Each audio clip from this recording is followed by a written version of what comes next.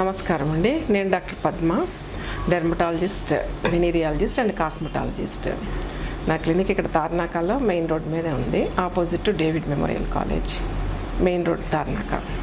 Psoriasis వ్యాధి వచ్చిన వారు తీసుకోవాల్సిన జాగ్రత్తలు ఏంటి మేడం? సోరియాసిస్ అనేది ఒక కంటిన్యూస్ ప్రాసెస్ లాంటిది. అంటే ఇప్పుడు మనకు షుగర్ వచ్చిందనుకోండి, షుగర్ కనిపించదు. థైరాయిడ్ ఒకటి వచ్చిందనుకోండి, అది కూడా కనిపించదు. సోరియాసిస్ మాత్రం బయటకు కనిపిస్తుంది. అట్లా దానివల్ల వాళ్ళు ఫీల్ అవుతుంటారు.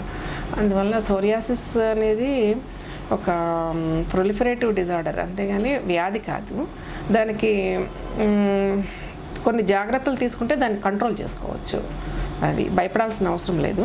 ఎక్కువగా వాటర్ తాగాలి, నీళ్ళు ఎక్కువ తీసుకోవాలి, తర్వాత ఆకుకూరలు అలాంటివి ఎక్కువ తీసుకోవాలి, తర్వాత పండ్లు, అన్ని రకాల పళ్ళు అంటే బొప్పాయి కాయలు, జామకాయలు, తర్వాత అరటిపళ్ళు, తర్వాత నిమ్మకాయలు, వీటిలో అన్ని విటమిన్స్ ఉంటాయి.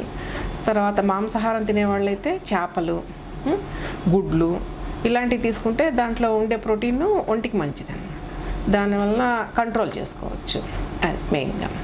అండ్ చికెన్ పాక్స్ వచ్చిన వారు తీసుకోవాల్సిన జాగ్రత్తలు మేడం?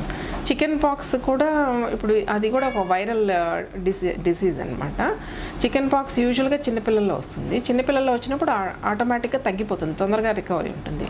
అదే పెద్దవాళ్ళకి వస్తే కొంచెం డిసీజ్ సివియారిటీ అంటే తీవ్రత ఎక్కువ ఉంటుంది.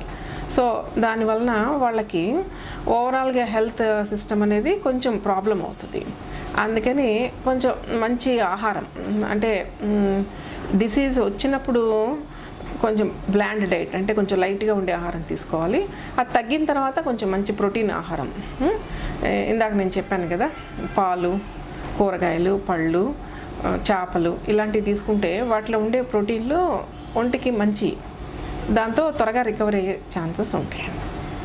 పూర్తిగా కోలుకోవడానికి అవకాశం ఉంటుంది, ఎటువంటి నీరసము అట్లాంటివి లేకుండా. మచ్చలు కూడా దానివల్ల వచ్చే మచ్చలు కూడా తొందరగా తగ్గుతాయి. పళ్ళు తీసుకుంటే దాంట్లో యాంటీ ఆక్సిడెంట్స్ అవన్నీ ఉంటాయి. అవన్నీ చర్మం నార్మల్గా అవ్వడానికి త్వరగా దోహదపడతాయి.